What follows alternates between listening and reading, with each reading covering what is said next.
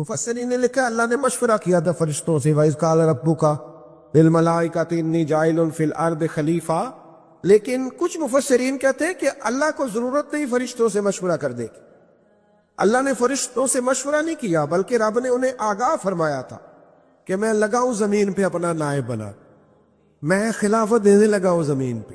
اب یہ تو دینے والے کی مرضی ہے نا اس نے کس کو دینی ہے، یہ تو دینے والے کی مرضی ہے نا اس نے. تو کچھ لوگ کہتے ہیں کہ دینے والے سے زیادہ ہمیں پتہ ہے. تو فرشتوں کو بھی یہ اجتہادی خطا ہو گئی، کہنے لگے یا اللہ اسے نہ بنانا، یہ فساد کرے گا، یہ خون ریزیاں کرے گا. تو اللہ نے فرمایا جو میں جانتا ہوں وہ تم.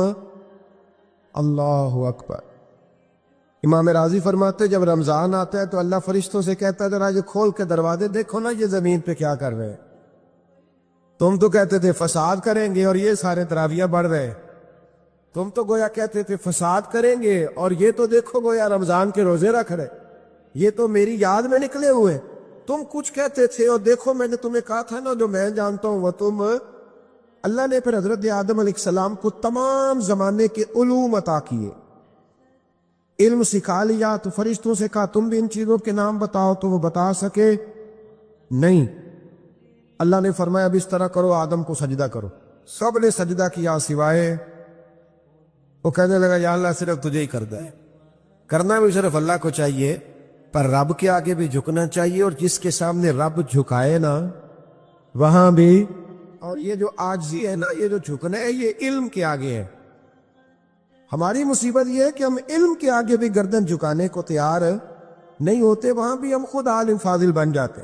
تو فرمایا کہ سب سے کہا سجدہ کرو، سب نے سجدہ کیا سوائے ابلیس کے. تو پھر ہوا کیا وَكَانَ مِنَ الْكَافِرِينَ، وہ کافروں میں سے ہو گیا. پھر اللہ نے حضرت آدم کو اور جناب حوا کو نا مقام دے دیا جنت میں رہنے کے لیے، اور کہا سارا کچھ کھانا، درخت کے قریب نہ جانا.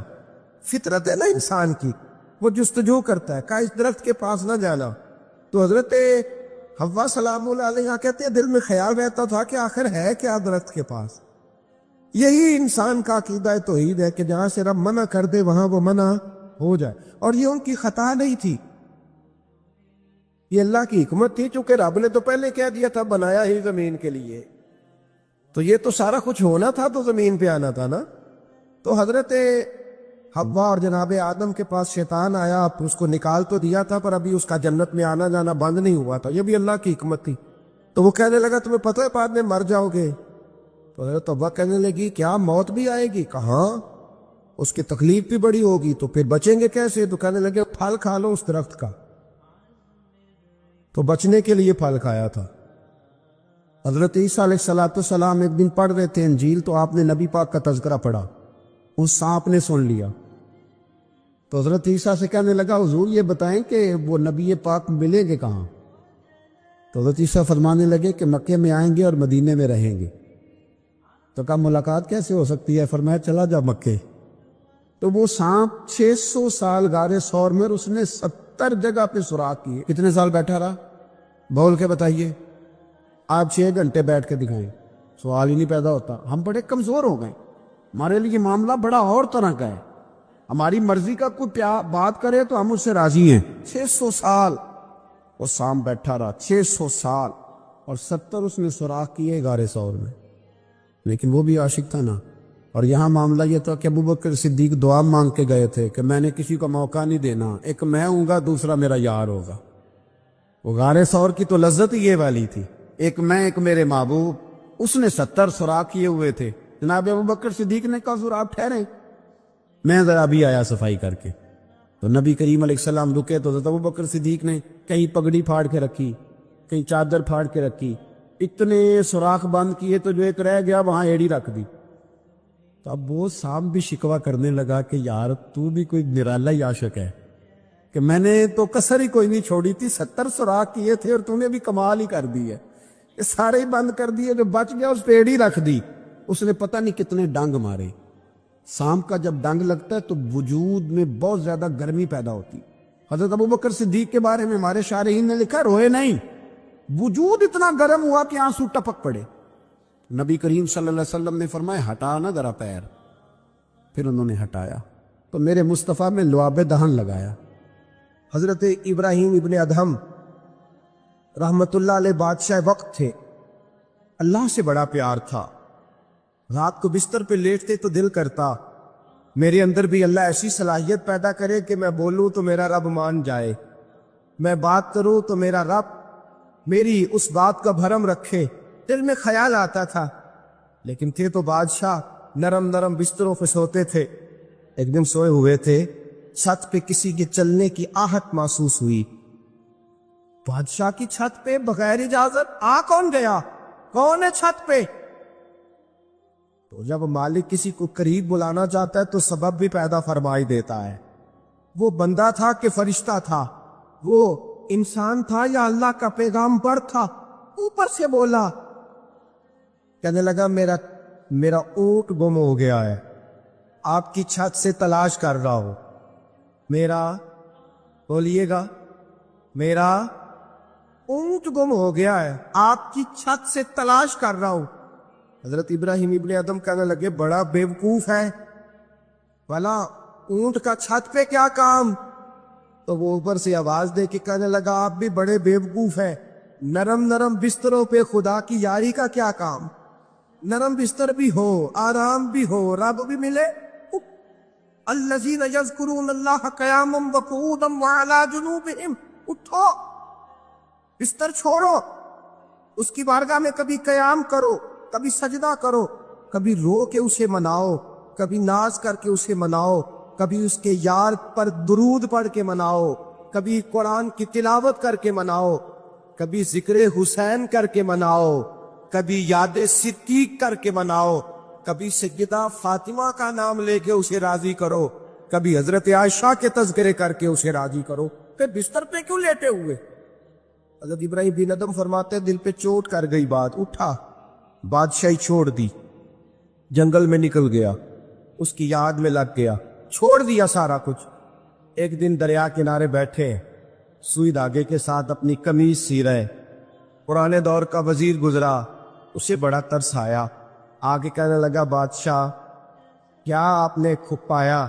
دیکھو نا کتنی آپ کی سلطنت تھی، کیسے عیش و عشرت تھے، ایک اشارہ کرتے تھے تو سارا ملک اکٹھا ہو جاتا تھا، اب آپ کو کپڑے سی کے دینے والا بھی کوئی نہیں رہا، اپنے ہاتھ سے آپ کپڑے سی رہے ہیں، یہ کیا آپ نے اپنا حال کر لیا ہے؟ جے تو وکیا عشق بازار بھی نہیں، جے تو چڑھیا اتے بار بھی نہیں، ایڈا سستا سودا پیار بھی نہیں، ایٹا سوکھا لبدا یار بھی نہیں، کئی جنگل گانے پیندے نے، کئی دوزخ لگنے پیندے نے، جو اس ملوں بھی مل جاوے، ایڈو سستا ہور وپار بھی نہیں، کچھ سمجھ نہیں آندی لوکاں نوں، اوکا دے نال شہید کرے، ڈٹھی یار دے ہاتھ تلوار بھی نہیں، پر او دا خالی جاندا وار بھی نہیں۔ مانے لگے وہ کیسی بادشاہت تھی اور یہ آپ کو کپڑے سی کے دینے والا بھی کوئی نہیں۔ اللہ کے بندے زیادہ باتیں نہیں کرتے، کام زیادہ کرتے، وہ پاسوں میں نہیں الجھتے، وہ عمل کی دنیا میں آگے نکلتے ہیں، بول بول کے اپنا آپ ظاہر نہیں کراتے، وہ اپنے کردار سے اپنا آپ ظاہر کراتے۔ سوئی کے ساتھ کپڑے سی رہے تھے، سوئی دریا میں پھینک دی، بولے کچھ نہیں، اس نے کہا کہ وہ بادشاہت کتنی اچھی، جواب کچھ نہیں دیا، سوئی پھینک دی۔ اب دیکھا وزیر کی طرف نگاہ اٹھا کے، اب دوبارہ کہنے لگے مچھلیوں میری سوئی تو واپس کرو، مچھلیوں میری سوئی تو واپس کرو۔ ہر مچھلی اپنے منہ میں سونے کی سوئی لے کے برآمد ہو گئی، فرمانے لگے سونا تو چھوڑ آیا ہوں، مجھے میرے والی چاہیے، اس کو تو چھوڑ آیا ہوں، پھر مجھے وہی لا کے دکھاتی ہو، چھوڑ آیا ہوں میں، مجھے سونے کی آج میرے والی سوئی لاؤ۔ ایک مچھلی سوئی لے کے آئی، حضرت ابراہیم بن ادہم سوئی پکڑی، پھر سے کپڑے سینے لگے، ایک جملہ جواب میں، اس وزیر کی اتنی لمبی چوڑی تکڑی اور ایک جملہ جواب میں، یوں نگاہ اٹھائی، فرمانے لگے وہ حکومت اچھی تھی یا یہ حکومت اچھی ہے؟ وہ حکومت اچھی تھی یا یہ حکومت اچھی ہے؟ پتہ اس کا اثر کیا ہوتا ہے؟ کردار دکھانے کا، کردار دکھانے کا، خدا کی محبت دکھانے کا۔ حضرت ابراہیم بن ادم فرمانے لگے اس وقت تو دنیا میری ڈر کے بعد مانتی تھی، اب اللہ سے پیار کیا ہے تو اللہ نے ساری مخلوق کے دلوں میں میری محبت پیدا فرما دی۔ اب لوگ مجھ سے محبت کرتے ہیں اس لیے کہ میں نے اللہ سے پیار کیا ہے، اس نے سارے میرے فرما بردار بنا دیے ہیں۔ پتہ اس کا اثر کیا ہوتا ہے؟ وزیر نے کیا کیا، گھوڑے سے اترا اور ساتھ جو نوکر تھا اس کو کہنے لگا یہ گھوڑا واپس محل میں لے جاؤ، مجھے بھی وہ والی بادشاہی نہیں چاہیے، یہ والی بادشاہی چاہیے، میں بھی یہ والی بات۔ میرے عزیز، تو کہاں کھویا پھرتا ہے؟ تو کہاں الجھا پھرتا ہے؟ تو نے جہاں محبتیں لڑا رکھی ہیں یہ عارضی ہیں، تو نے جہاں محبتیں بسا رکھی ہیں یہ فانی ہے، تو نے جہاں دل لگا رکھا ہے یہ ساری چیزیں تیرے لیے نقصان کا باعث ہے۔ محبت کر اپنے خدا سے، پیار کر اپنے مولا سے، جس کی محبت تجھے باقی سب کی محبتوں سے بے نیاز کر دے گی۔ ایک نبی اکرم صلی اللہ تعالی علیہ وسلم نے فرمایا، مسند امام احمد بن حنبل کی حدیث ہے، میرے حبیب نے فرمایا دنیا کو راضی کرنے کے پیچھے نہ دوڑ، کس کس کو راضی کرے گا، کس کس کی چوکھٹ پہ جبین نیاز جھکائے گا، کس کس کی کاسا لیسی کرے گا، کس کس کو راضی کرے گا، کس کس کے ہاں جا کے تو اپنے محبت کا اظہار کرے گا۔ حضور فرماتے ہیں تو ایک رب کو راضی کر، سب جگہ نہ جھک، ایک کے آگے جھک، تو ایک خدا کو راضی کر، اللہ ساری مخلوق کو تیرے دروازے پہ جھکا دے گا۔ تو ایک سے پیار کر، ایک مالک کے ساتھ دل لگا۔ ایک تو یہ ہے کہ آپ لوگوں سے معافی لے، معافی مانگے۔ ہمارے ہاں نا معافی کا مزاج قبول کریں، جب کوئی بندہ معافی طلب کرے تو معافی، ہمارے ہاں معافی مانگنے کا رواج میں آپ یقین کریں سرے سے ہے ہی نہیں، بلکہ الٹا لوگ چڑھائی کر جاتے ہیں، کہتے ہیں اوہو تم نے معافی مانگ لی ہے تو معاملے ختم ہو گئے۔ اور جو آدمی، میں بڑے زمانے سے کہہ رہا ہوں کہ میرے ملک میں ایک رواج بنتا جا رہا ہے، جس کی زبان جتنی زیادہ سخت ہوتی ہے اس کا عروج اتنا زیادہ ہوتا ہے۔ جو تھوڑا سا شرافت کا مظاہرہ کرے لوگ اسے بزدل سمجھ لیتے ہیں۔ عزیز بھائیوں، اپنی زندگی میں معافی مانگنے کا مزاج بنائیں۔ آپ طلب کریں کہ یار مجھ سے غلطی ہو گئی، میں انسان ہوں۔ آپ یقین کریں ڈھیر سارے لوگ ہیں جن کے ذمے ڈھیروں معافیاں ہیں، لیکن ان کا مزاج نہیں، ان کی طبیعت نہیں، ان کا تکبر آڑے آ گیا ہے۔ اور میرے نبی پاک صلی اللہ تعالی علیہ وآلہ وسلم نے فرمایا تھا یہیں بدلہ دے دو، کسی کا دینا ہے تو یہیں معافی لے لو، یہیں، ورنہ فرمایا یاد رکھنا قیامت کے دن تو اس طرح ہوگا کہ اگر سینگ والی بکری نے بغیر سینگ والی بکری کو مارا ہوگا اسے بھی قیامت میں بدلہ دینا پڑے گا۔ یہی معافی تلافی لے لو، یہی۔ تو ہمارے ہاں مزاج نہیں، مزاج بنائے نا آپ، معافی کا مزاج بنائیں۔ رسمی ویسے معافیاں مانگتے ہیں، حج پہ جا رہا ہوں بھئی اگر کوئی ہو گئی تو معاف کر دینا، یہ تو رسم ہے، تو بڑی دنیا ادا کرتی۔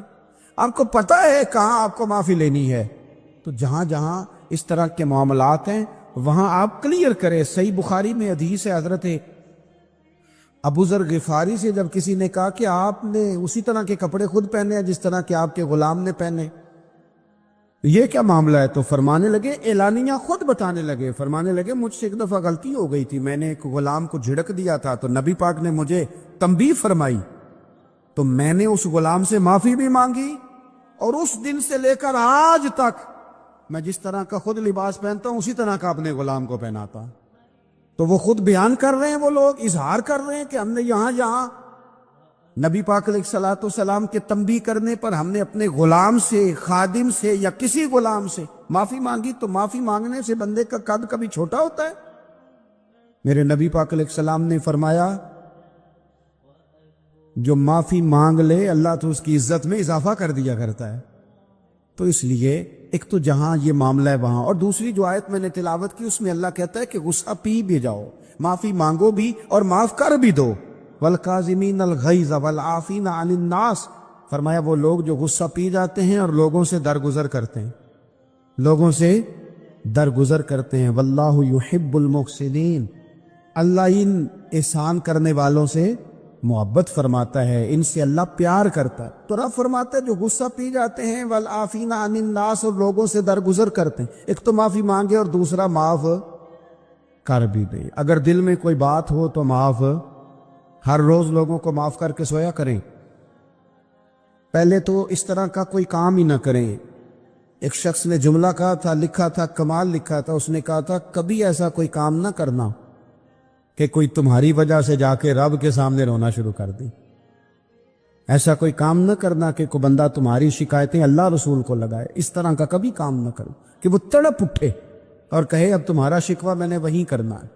کچھ لوگوں کی شکایتیں کرنی پڑتی ہیں اللہ رسول کی بارگاہ میں بھی، اپنے مشائخ کی بارگاہ میں کر دیتے ہیں. بعض اوقات انسان وہ بے بسی کے عالم میں کرے یا بہت زیادہ تکلیف اسے سہنی پڑے تو تب کرے، ہو جاتا ہے.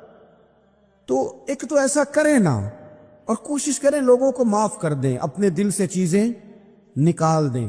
2 لوگ بیٹھے تھے نا حرم مکہ میں، ایک صاحب کہہ رہے تھے کہ میرے اوپر بدر میں جو قتل ہو گئے کفار، ان کا ذکر چل رہا تھا، تو دونوں گفتگو کر رہے تھے بدر میں ہمارے اتنے لوگ مسلمانوں نے مار دیے. تو ایک ان میں کہنے لگے کہ اگر میرے اوپر قرض نہ ہوتا اور میرے چھوٹے چھوٹے بچے نہ ہوتے تو میں تو تلوار لے کے جاتا اور مدینہ شریف جا کے معاذ اللہ بدلہ لے آتا. دوسرا کہنے لگا میں دیتا ہوں نا تیرے بچوں کا خرچہ بھی اور میں تیرا قرضہ بھی اتارتا ہوں، تو جا. اس نے کہا پکی بات ہے. کہا ہاں، قرضہ بھی میں اتار دوں گا، تیرے بچوں کا خرچ بھی اٹھاؤں گا، تو جا. اس نے خنجر تیار کیا، تلوار تیار کی، گھوڑے پہ بیٹھا، گلے میں وہ تلوار اس نے اپنے ڈالی اور مدینہ شریف آ گیا. اتفاق کی بات یہ کہ ملاقات حضرت عمر سے ہوئی.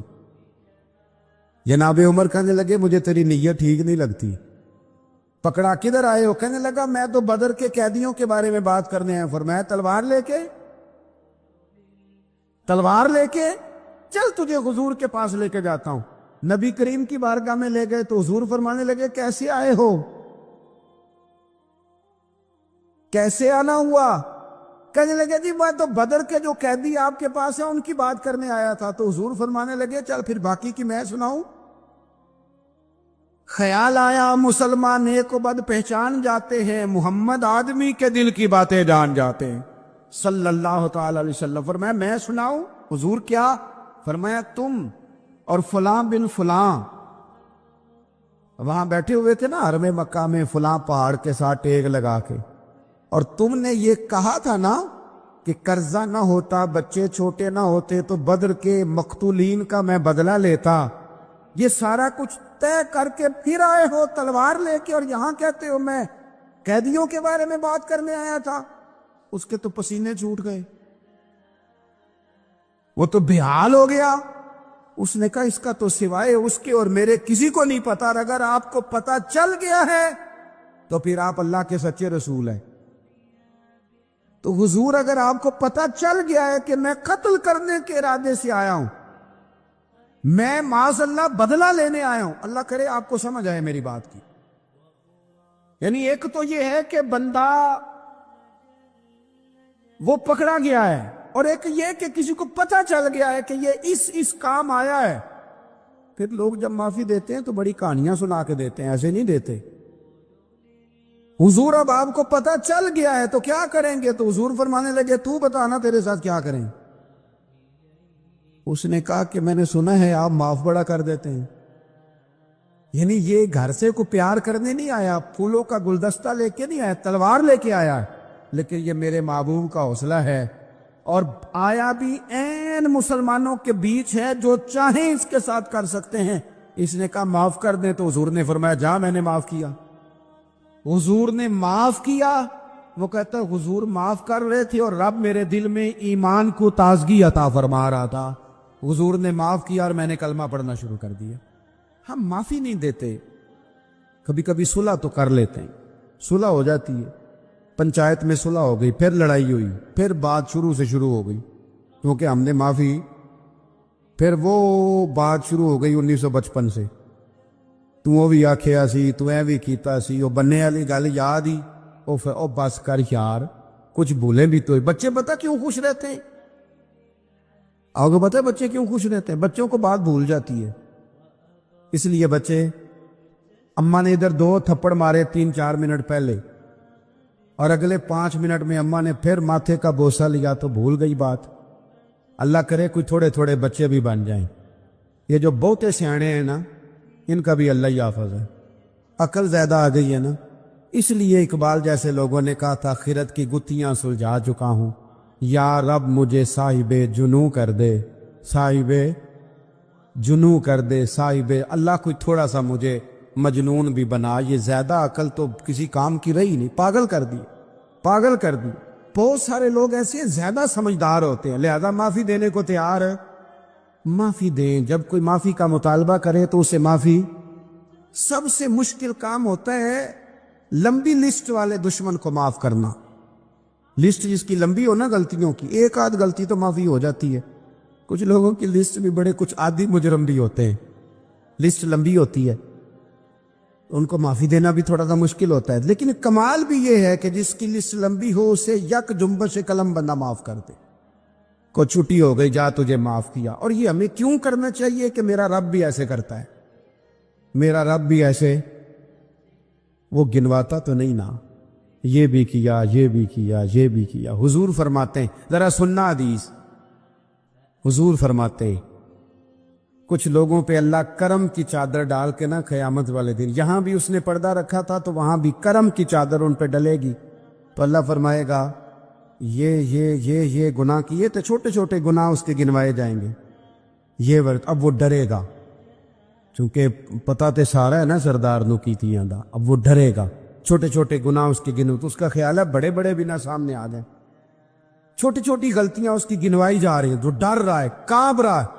قربان جائیں نبی پاک کے لفظوں، کچھ گلاں اجیاں نے قرآن پاک اجیاں نے، یہ نا میری دادی کہا کرتی تھی، میری اماں کہا کرتی تھی، اے کچھ کام اجائے نے، کچھ گلاں اجیاں نے کہ اتنے دل کردہ صفحہ بند ہو جانا ہے تو معافی ہو جانی، یعنی ختم ہے یہ بات، اس سے آگے کسی نے سوال پوچھنا ہی نہیں۔ چھوٹے چھوٹے گناہوں کا اللہ تذکرہ فرمائے، یہ کیا یہ کیا یہ کیا، یا اللہ ہو گیا۔ اب بندہ ڈر رہا ہے کہ بڑے بڑے بھی سامنے آ جائیں گے، لیکن چھوٹے گناہوں پہ ہی فل سٹاپ لگا کے نا، تو رب فرمائے گا یہ جو تیرے گناہ ہیں نا، اس کے بدلے تجھے نیکیاں دی جا رہی ہیں، تو نے سچی توبہ کی تھی تو ان گناہوں کو بدل کے نیکیاں بنایا جا رہی ہیں۔ پہلے ڈر رہا تھا، حضور فرماتے ہیں، اب فٹافٹ بول پڑا، کہنے لگا یا اللہ میں نے تو بڑے بڑے بھی کیے ہیں، یعنی اگر چھوٹوں کی نیکیاں بن گئی ہے تو وہ پاپ کی طرح بڑے بڑے وہ میرے کدھر ہیں؟ کریم یہ بات کر رہے ہیں اور صحابہ رو رہے ہیں، میں نے تو بڑے بڑے بھی کیے ہیں، بڑے بڑے کدھر ہیں؟ اللہ تعالیٰ بندوں کو معاف فرماتا ہے، رب اپنے بندوں کو وہ معاف کرتا ہے۔ اگر اللہ معاف نہ کرے تو جتنے جرم ہمارے رب کو ہمارا پتہ ہے، بتاؤ سویرے روٹی ملے، سانس ملے، شعور قائم رہے، جب مالک اتنا معاف کرتا ہے تو ہم اس کے بندوں کو کیوں نہیں معاف کرتے؟ کر دے معاف۔ پکے لوگ کھڑے تھے، پکے دشمن کھڑے تھے فتح مکہ کے دن حضور کے سامنے، اور کچھ لوگ ایسے ہوتے ہیں جن سے امید نہیں ہوتی، اپنے ہوتے ہیں کہ یہ والا جملہ، اور بندہ کہتا ہے یار تجھے تو نہیں نہ کہنا چاہیے تھا، کوئی اور کہتا مجھے، کہتے ہیں یہ نہ سمجھے کہ لوگ کہتے نہیں، کہنے والے یہ بات ہی آپ چھوڑ دیں کہ کوئی آپ کو کچھ کہے گا نہیں، یہ چھوڑ دیں۔ مخلوق تو اس طرح کی بات ڈھونڈ کے لاتی ہے کہ انسان پریشان ہو جاتا ہے کہ یار میں یہ کر سکتا تھا، میں نے کیا نہیں، اور جو میں نے کیا نہیں وہ تو نے میرے کھاتے ڈال دیا ہے۔ ایسے لوگ سامنے کھڑے ہو گئے فتح مکہ کے دن کہ جن کے چہروں سے ان کی زیادتیاں عیاں ہو رہی تھیں، ان کے ظلم چھلک رہے تھے چہروں سے، حضور کے سامنے کھڑے ہیں، کانٹے بچھانے والے بھی، روڑے مارنے والے بھی، گلے میں رسیاں ڈال سارے کھڑے ہیں۔ حضور نے فرمایا بتاؤ تمہارے ساتھ کیا سلوک کروں؟ انہوں نے کہا آپ کریم ہیں، میرے نبی کریم سید عالم صلی اللہ تعالی علیہ وسلم نے رشتوں کو جو وقار دیا۔ امام غزالی رحمۃ اللہ تعالی علیہ نے لکھا ہے مکاشفۃ القلوب میں، فرماتے کچھ لوگ قیامت کے قریب آئیں گے جن کے نبی پاک صلی اللہ علیہ وسلم نے نشاندہی کی ہے، ان کے پاس کوئی شخص نہ بیٹھے ورنہ اس کا دل کالا ہو جائے گا۔ کہا حضور وہ کون سے؟ تو فرمانے لگے نبی پاک نے کچھ لوگ بتائے ہیں، ان کے پاس نہیں بیٹھنا۔ کون سے؟ مصطفیٰ کریم نے فرمایا یحبون الدنیا وینسون الآخرہ، جو دنیا کو سے پیار کرنے لگے اور آخرت کو بھول جائے۔ امام صاحب فرماتے ہیں ان سے دور رہنا، دل کالا ہو جائے گا۔ یحبون المال وینسون الحساب، وہ جو نبی پاک نے فرمایا نا کچھ لوگ آئیں گے جو مال سے تو پیار کریں گے پر اس کے حساب کو بھول جائیں گے، ان سے بچنا۔ فرمایا یحبون القصور وینسون المقبرہ، جو مکانوں سے تو پیار کریں گے پر اپنی قبروں کو بھول جائیں گے۔ اور فرمایا ان لوگوں سے بھی بچ کے رہنا، ان سے بھی پرہیز کرنا کہ جو لوگ یحبون الخلق وینسون الخالق، جو لوگ مخلوق سے تو پیار کریں گے، بندوں سے بڑا پیار کریں گے، لیکن اپنے رب کو بھول جائیں گے، ان لوگوں سے بھی بچیں۔ ایسے لوگوں سے نبی پاک صلی اللہ علیہ وسلم نے نشاندہی کی، ان سے بچیں۔ تعلقات میں خلوص ہوتا ہے، جب کوئی آپ کی غربت سے پیار کرتا ہے تو وہ آپ کا اصل دوست ہوتا ہے، جب وہ آپ کی تنہائیوں سے آزمائشوں سے پیار کرتا ہے تو اس کا آپ کے ساتھ رشتہ خالص ہوتا ہے۔ جو آدمی دولت کو دیکھ کر پیار کرے اور دولت کو دیکھ کر آپ کے ساتھ وابستگی کا اظہار کرے تو اس شخص کا پیار سیدھا سیدھا، میرے رسول پاک سید عالم صلی اللہ علیہ وسلم نے ہمیں استغنا کا حکم دیا ہے، بے نیازی کا۔ یہ دنیا داری میں الجھنا، دنیا کے بن کے جینا، دنیا کے ہو کے رہنا، آپ یقین کریں سارے رشتے، میں نے سعودی عرب میں پیر دیکھے، پیر مریدوں کی لسٹیں لے کے جاتے، ان کو ٹیلی فون ہوتا ہے، تمہارے پیر صاحب آ گئے، تم بھی پہنچ جاؤ، ٹھنڈی بوتلیں لے آنا آتی دفعہ، وہاں وزن اٹھایا نہیں جاتا واپسی پہ۔